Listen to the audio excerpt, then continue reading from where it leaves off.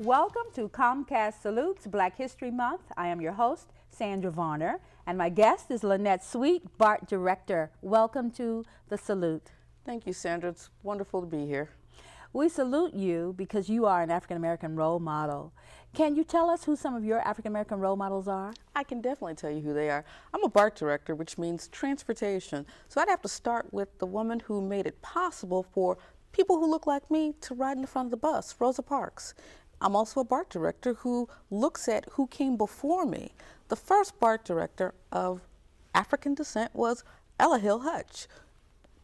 Center in San Francisco is named after her. She went on from the BART board to the San Francisco Board of Supervisors. I'm also sitting in the seat that was occupied by Willie B. Kennedy, a former San Francisco Board of Supervisors. So I'm walking in the shoes of women of color who came before me. What a rich tradition.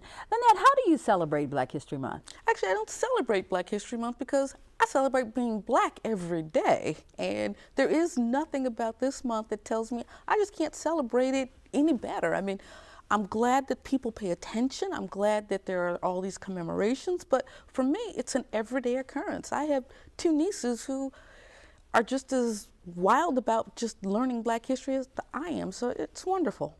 When you talk about your nieces and other young people who are growing up, what are your hope and aspirations for young African Americans?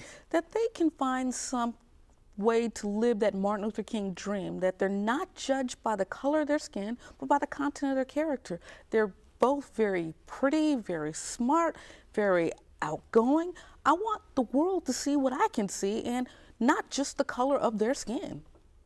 When we talk about going farther in life and having dreams and seeing those dreams realized, what were your hopes and dreams as a little girl? Well, my goal when I was a girl was to become a stand-up comedian and a doctor. Well, I found out I wasn't funny, and I found out I really didn't like the sight of blood, so kind of had to get rid of that.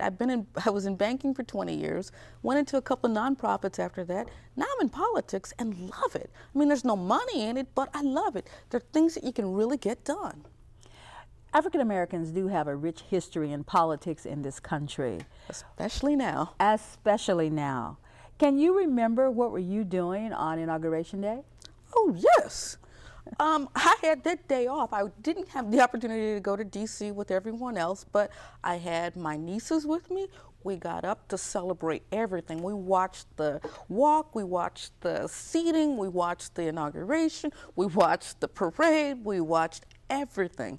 It was historic, and they needed to see it, and I wanted them with me because I never thought in my lifetime I'd see an African-American president, so it was just important that they understood this really is history.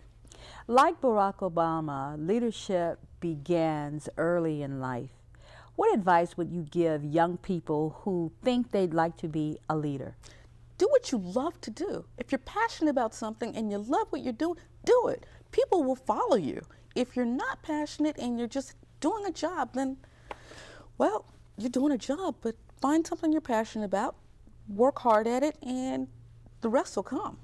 When you talk about passion, you certainly bring a lot of passion to BART, and BART is a leader among world transportation. So that said, what things do you think that BART can do in the next 10 years?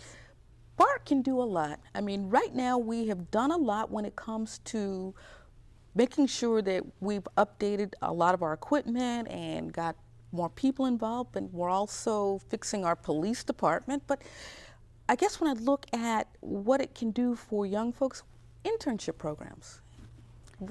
Well, I'd love to hear more about those internship programs, and I'm sure there's a lot more to share. We just first wanted to thank you, though, for being a part of Comcast Salutes Black History Month. Thank you. Wish you the very, very best, and we look forward to hearing from you again. Sandra, it was my honor to be here today. Thank you. Thank you. This is Comcast.